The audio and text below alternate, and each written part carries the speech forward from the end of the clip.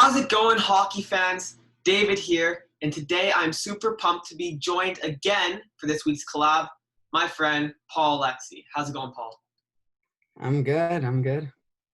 Yep, super happy to have you back on, and today we will be talking about the NHL Draft Lottery, which takes place this Friday, which is June 26th at 8 p.m. Eastern Time. And basically, the Draft Lottery is super important because it's going to determine who gets the first overall pick.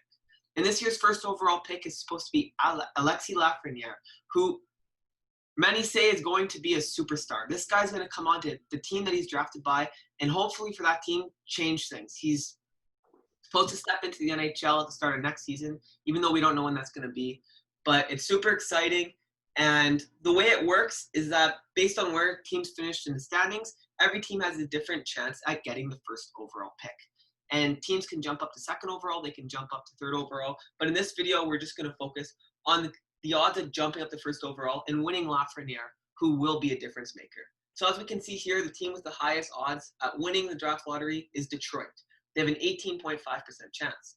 Next is Ottawa with a 13.5%. Again, with an 11.5% is Ottawa because they got a draft pick via San Jose in the Erik Karlsson trade. Next at 9.5%, we have the LA Kings. Then at 8.5%, the Anaheim Ducks. 7.5% New Jersey Devils. 6.5% Buffalo Sabres. And then after that, we don't know. The percentages continue down. And the 8 losers of the play-in series will be a part of this as well. But it's going to be predetermined. We won't know where they're drafting until the playoffs are done, until everything's done, and when the draft comes along, whenever the season concludes. So basically what we're going to be doing in this video is ranking every team based on how badly they need Alexis Lafreniere. And that's what we're calling the Laf impact, which basically means that the team ranked number 1 means they need Lafreniere more than anybody else. That means he can make the biggest impact on the team once selected. And the team which is last means that it'd be super nice for them to win Lafreniere, obviously, but their franchise will have a bright future without him. So you good, Paul? You ready to start? Yeah, I'm ready to go. Here we go. Okay. So I guess I'll go first. At number 6, the team that needs Lafreniere the least, we have the Buffalo Sabres. We have them here because they have a lot of good, strong young pieces. If you look at Jack Eichel up front, Rasmus Dahlin on the blue line, other key wingers like Reinhart, Skinner, Olofsson now, who had a great rookie season, probably would have been in the Calder talks if he stayed healthy. They have pieces there, and if you just look at some of these other teams and where they're at, I have Buffalo in a completely different tier. Yeah, and I agree. Like, Buffalo are the best team set up right now to just contend for a playoff spot next year. So that's why we have them as least needy for Lafreniere. And then the second team that needs Lafreniere the least out of these guys is Ottawa. And this is despite them having the highest chance at actually getting him with their 2 picks combined. And the reason we have them this low is because they have a young core that they can build around with Shabbat. They got Kachuk.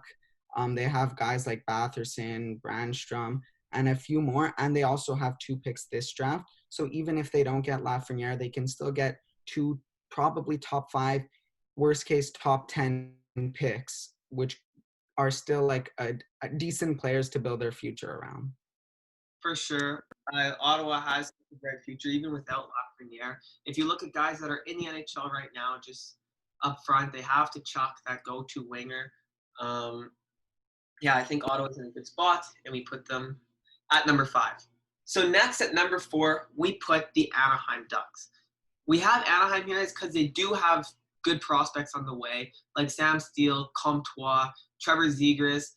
And then if you look at guys who they have right now, they have good forwards still in the NHL who will be there for another 5 years. If we look at Raquel, Adam Henrique, on the blue line, they still have some good pieces. And in net, they have Gibson. So although obviously all these teams could benefit from Lafreniere, Anaheim is still in a relatively good spot. We put them more in need of Buffalo and Ottawa just because their younger pieces aren't as strong as these two teams, but still number 4. Yeah, and I agree. Anaheim are pretty solid throughout each position with Gibson and Neds, solid decor, and then decent up front. So uh, I think they need a superstar forward less than the next teams we have. So then at number 3, we have New Jersey.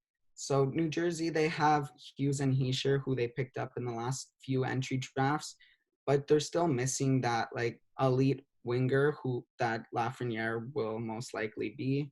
So he could definitely bolster their team, especially with like debatable defense and like not really a proven goaltending to carry them. So they could really use Lafreniere this upcoming draft.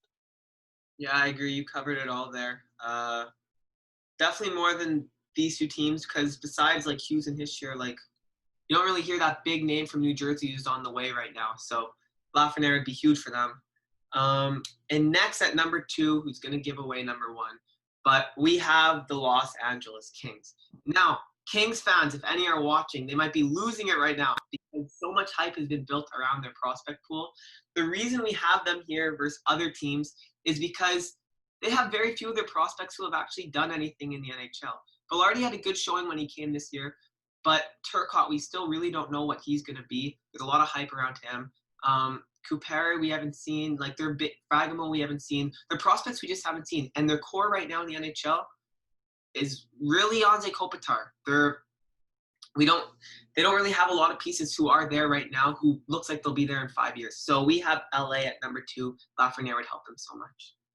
Yeah, and with their older core like making their way out of the league slowly but surely, it'll be important to get that one guy, the young player like Lafreniere, to lead the rest of their young core forward. And then at number 1, we have the Detroit Red Wings.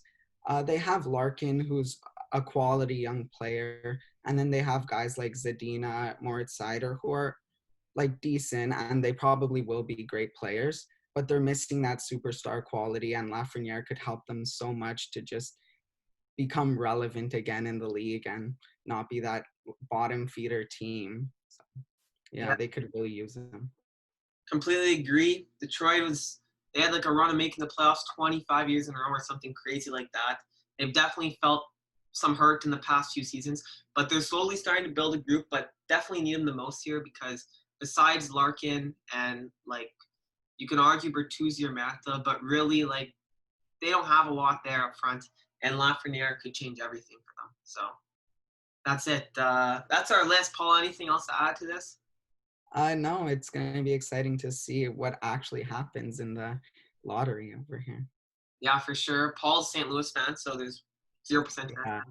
we're hoping for the cup again, Yeah, not first round selection. So yeah, the cup would definitely be nicer than Lafreniere. But Vancouver, they still have a chance. But for that to happen, they would have to lose their play-in series against the Minnesota Wild, and then they'd have a 1 out of 8 chance because these picks here are supposed to be randomized. So very low chance for Vancouver. I think most Canucks fans would rather just see them beat Minnesota and make the yeah, playoffs. I think you're hoping you don't have a chance at Lafreniere. So Exactly, as in most of the teams in the play-in situation here. But yeah, that's it. Thanks so much, Paul, for coming on. yeah, thanks for having me again. Yeah, it was a lot of fun. And yeah, let us know what you think. Do you agree with this list? Do you think that Buffalo should be at the bottom and Detroit should be at the top or anything in between? Let us know. Leave a comment. Follow me on Twitter at FanVancouver. I'll leave a link to the last video, or I'll actually display it in the top left corner. The last video I did with Paul in the top right corner, you can hit my channel name and click subscribe. And that's it. Yeah. So thanks so much for watching. Thanks again to Paul for coming on. It was a lot of fun. Got to do it again soon. And that's a wrap. Go Canucks go.